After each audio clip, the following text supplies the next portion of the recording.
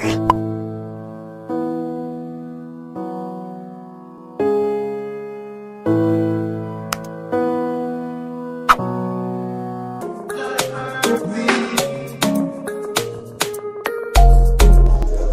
alaikum warahmatullahi ta'ala wabarakatuh. Mai muku magana shine naku Alhaji Uba Adamu Sa'idu, wanda aka fi sani da aka MC dan Yarbawa, Deco Master, Event Planner, wato Director a dan Yarbawa, dan dariya, barkwanci duka gaba da komina ne. Tarihin rayuwata shine an haife ni a Hausari, abubuwar wadda ke garin Maiduguri. Na yi makarantar firamare na a Mafoni Primary School, sannan ina gamawa sai na je Foundation Bilingual Secondary School, na yi secondary school dina. Daga nan na ƙara tsallakawa na je Ramat Polytechnic, na yi diploma. Duk da haka ban gajiwa, na sake zuwa na yi HND dina, kuma na je birnin Kano ta dawacin Bingiwa, na yi NYSC dina, na sake dawowa na sake ɗora BAC kuma still again. Sannan Alhaji Uba Adamu Sa'idu ni kenan da aka MC dan Yarbawa, Director, Deco Master, Event Planner. Na fara aikin gwamnati, ina tare da gwamnati, ina koyarwa a makaranta, still kuma muna bige-bige da kuma abubuwa mata sanar da abin da ya samu. Labarin industry a Maiduguri gaskiya alhamdulillah mun ɗebo shekaru da yawa muna cikin industry na nan garin Maiduguri. Tun ina secondary school bana mantawa, tun 1998-99 muka taso muna cikin industry. Amma tun daga lokacin gaskiya alhamdulillah muna tattaba abubuwa da yawa, an dan yi sana'o'i da dama bayan industry din ma. So gasar rayuwa ba zai yi a shi an tsaya guri da yawa. So amma industry muna cikin ta tun 98-99 zuwa 2000 har yanzu dai alhamdulillah muna ciki.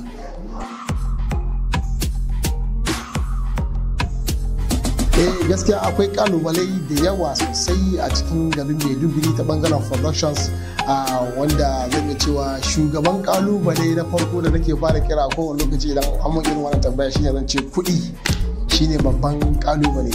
So da duk wani production da zaka ga bai yiwu ba ko an samu matsala a production da mafi yawanci zaka samu abin da ke taka burki shine kuɗi. Babu karfin kuɗi da ake ci gaba da iya abubuwa. Sannan abu na biyu kuma akwai matsala na irin wato karancin rashin ilimin harkar da kuma rashin haɗin kai na wato wanda suke cikin harkar. So shi ma duk yana ɗan zama babban kalubale a inda muke. Amma dai shugaban su kan ko in ce gagarumin abin shine matsalar kuɗi.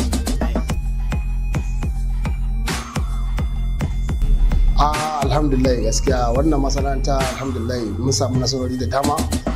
Idan muka ɗauki fuskan award, alhamdulillah akwai award da yawa.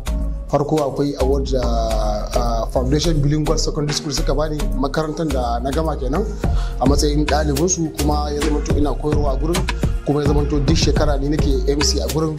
To alhamdulillah award da suka bani a gurin as a best MC of the year 2019 ba zan manta shi ba. Still akwai award da aka bani a BAFMA lokacin da ake launching din BAFMA officially. An ba mu award mu kusan mu biyar a lokacin, shi ma an bani award, shi ma ba zan manta shi ba. Abin da ba zan taɓa manta shi ba a rayuwa shine abu guda biyu. Na farko rashin mahaifiyata, wannan ba zan taɓa manta shi ba duk sakar, saboda akan cinya na Allah ya kalle ta, ina bata kalmar shahada, Allah ba ta ikon furtawa, wannan ba zan taɓa manta shi ba. Na biyu shine matar da nake aure a yanzu a matsayin matata. Bana mata akan sanadiyar wannan masana'anta, yayanta ce mini tun da ni dan fim yau za su bani ta ba, sai da aka hau sama su ala dole wani daban za su bata, ita kuma ta ce fafur ni take so ni za ta aura. So yayin sai da fito ya yaƙe ni, amma karshen ta Allah da ya saka shi yanzu ya zama to asalin siriki da Hausawa suke faɗa siriki, to ya dawo siriki na har gobe baya yadda ma da ƙwayan ido hudu ni da shi, saboda duk abin da yake tunani akan wannan sana'ar da nake yi na matsayin dan film dan drama duk sai ga sabanin wannan abubuwa, sai zama to exactly sunan wani film da aka yi mai suna yar film exactly shi ya gani, saboda duk abin da ke tunanin cewa ban iya ba, ban sani ba kan addini, ni dan iska ne, sai ya ga sabanin waɗannan abubuwa. Sai ya ga ma rayan aini ni na ɗauke ta na saka ta a makaranta tana karatu, ina biya mata haƙoƙin da duk yake tunanin cewa ba zan iya ɗaukar su ba, sai ga Allah ya yi abin sa na soke wannan nauyin. Wannan shine abin da ba zan taɓa manta shi ba rayuwa.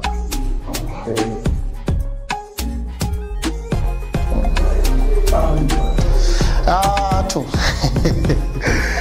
akwai iyali sosai, alhamdulillah ina da iyali sunanta Hadiza, sannan ina da kuma ya'a guda biyu, alhamdulillah ina na tare da su, sannan kuma alhamdulillah akwai iyaye yan uwa da abokan arziki duka.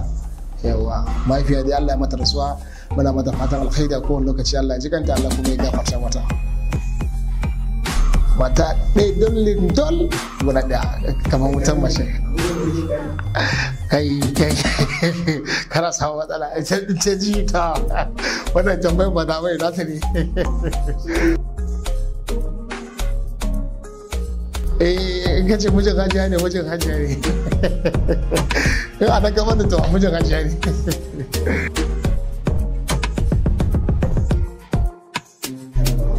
Gaskiya abincin da na fi so shine gaskiya yana bayan wata miya ce guda ɗaya, jarmiya.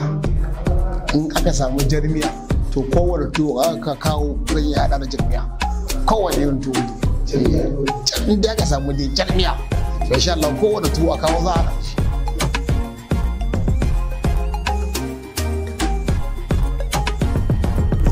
Gaskiya abin da yake taba min zuciya zama mai sauran fushi shine ƙarya, cin amana, ƙazafi, ɗaukar maganar da ban yi ba ko ban santa ba ka yafa mu.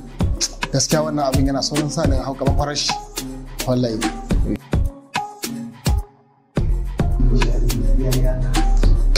Gaskiya abu ɗaya zuwa biyu suke saurin saka ni dariya. Na farko in ganna a cikin iyalina, especially yara na mu ta wasa da dariya, wata ran zubi har da mamansu. Sannan abu na biyu kuma gaskiya ni da ke dama ma'abucin son barkwanci ne, a sana'ata barkwanci ne, gaskiya ina son in ganna a cikin yan uwa masu son barkwanci, especially ma lokacin da nake MC, in na karɓi mic na rike shi a hannuna, to wannan lokacin gaskiya ina jin daɗi saboda ina sa jama'a nishaɗi. Wani na gan shi fuskar shi a tarɓare sai na yi ƙoƙari na gana saka shi cikin dariya.